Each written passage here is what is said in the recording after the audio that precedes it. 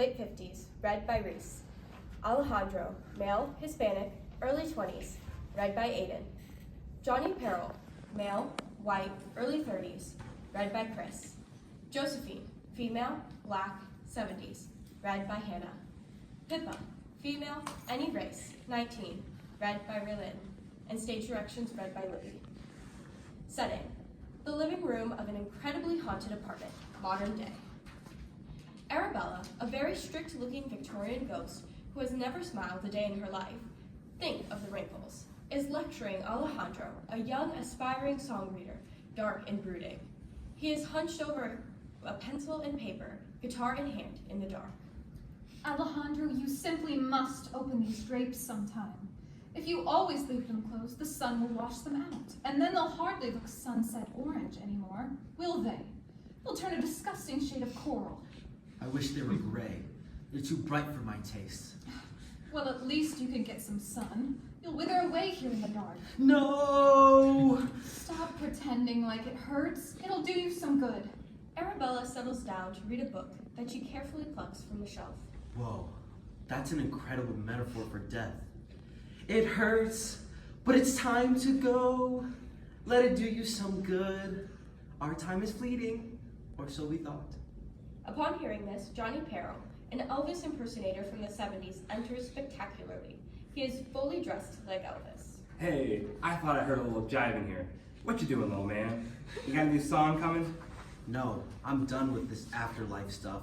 I'm moving on as soon as possible. Come on, little man. I know there's a rock star in your soul. I'm dead. There's nothing in my soul. Alejandro, you mustn't talk like that. Hey, man, don't be such a bummer. We may be dead, but not for long. Once we make the big time on our new reality show, I'll get put to rest. A reality show? Absolutely not. This is the worst idea you've had so far, Johnny. Hey, it's Johnny Peril to you, you old biddy. You don't know you'll put any of us to rest any better than I do. I most certainly do. And if you would just help me collect the last of these teacups. The teacups again, Arabella? That is so ludicrous. There's no hope for us. Enter Josephine, a sweet and unassuming old lady who gets so cold she wears about 3 cardigans at one time. Alejandro, dearie, we get to pass on eventually. Yeah, as soon as we find out what's keeping us tied to this mortal coil. Arabella slams her book shut. I'd be gone now if you weren't all so lazy. Hey now, we can't even leave the apartment. Besides, I don't see you helping us with our unfinished business. Because it's ridiculous. So is collecting teacups. Now, nastiness will get us nowhere. Josephine takes out her knitting and continues a scarf that is so long it will soon be able to wrap around the continental U.S. It's hopeless. The only way we'll ever be able to move on is if I write a song. Well, here he goes again. I'll write a song so profound, so deep. I'll let loose everything in my soul, and then my soul can, well, I suppose I don't really know what will happen to it. Your soul will meet Jesus, that's what. Not mine. Anywho, we gotta get you a hit single first before we can get into the touchy-feely songs, Alejandro. I've already told you, I don't want to publish cheap, popular music. I want to make sure people feel my music. People feel my music. It's far up. They jive to it, little man. It's rock and roll. It's an affront to the eardrums is what it is. You sing Elvis covers. What? Josephine digs my music. Right, Josephine? Josephine looks up from her knitting. What was that, hun? I'm deaf in one ear. Look at what your music did to her. I need to keep working on my scarf. Josephine, you've been working on that scarf nonstop since you died. It's not done. How long's it been, Josie? A month now? It will be done when it's done. You'll all understand me later when I get to move on. What a ridiculous notion. The door to the apartment swings open, and Pippa, a teenage girl with a smile bigger than Josephine's scarf, stumbles through the door, arms full of groceries. Well, none of you help with the rent. You might as well help me put the groceries away. Alejandro, Arabella, Johnny, and Josephine all ad-lib why they can't help with the groceries. None are a particularly good excuse. Oh, come on. Just because you're dead doesn't mean you have to be a bunch of deadbeats. Silence. Pippa waits for the ghosts to laugh. The ghosts do not laugh. Pippa laughs at her own joke. So Pippa, when you were out, did you happen to grab a few antique teacups like I asked you? Oh, Arabella, I told you. Those things are just too expensive for me to afford to the time. Don't you have plenty by now? Plenty? No, my dear. The collection is hardly complete. Oh, you don't know? Her teacups have to be perfection. At least I'm trying. No. We need to get us on reality TV, or at least some kind of game show. It'll be beneficial for all of us. Watching too much of that old TV will be the death of you, baby. I'm already dead, Josie. Silly me. I forgot. You only like watching the TV because of all the women. Well, it certainly doesn't help that Vanna White is a brick house. She's a brick house. She's mighty. Alejandro looks at her disdainfully. What? It's a catchy song. Which is exactly why we need a song to help us move on. They have power. Good songs. You feel those in your soul. But reality TV. Give it up, Johnny. Vanna White isn't hot anymore. But a good song is like a poem. Deep, powerful. It could be written in this very house.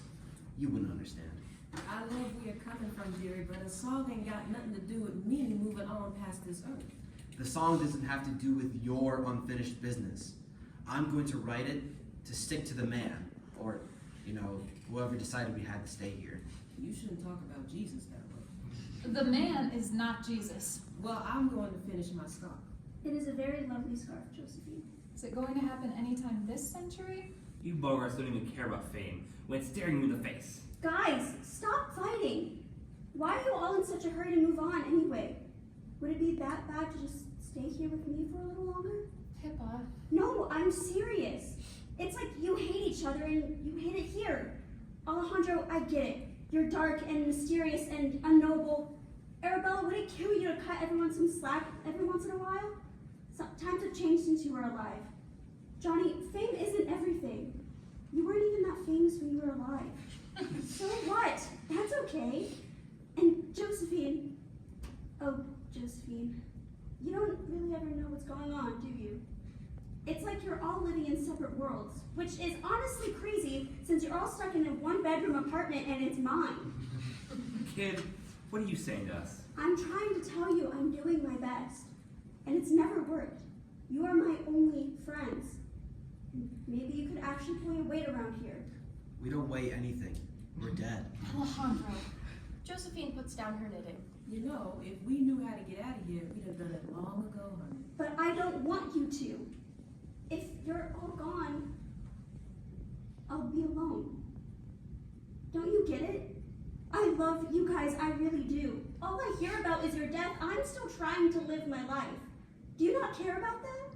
Life with ghosts as your only friend is hardly life at all. I know that. I know. The sun rose and set on my day, Mama. I got to go before the going gets tough. It's all death for me from here on out. You can't live for the dead, Pippa. It doesn't work like that. But you still have a life. You're not meant to be our team. Trust me, we know how hard it is to move on better than anyone. But you can't stay hung up on us dead bums forever, Pippa. We want you to live your life. I'm sorry we've been so caught up in our own deaths. Can't I just have a little more time with you all? Please? I don't rightly know how much time we have, but I can tell you for one, that I'm glad that when I go, I won't have to hear any more Johnny Peril's ear-sore rock music. Oh, you're one to talk, Josephine. Making a scarf in the summer?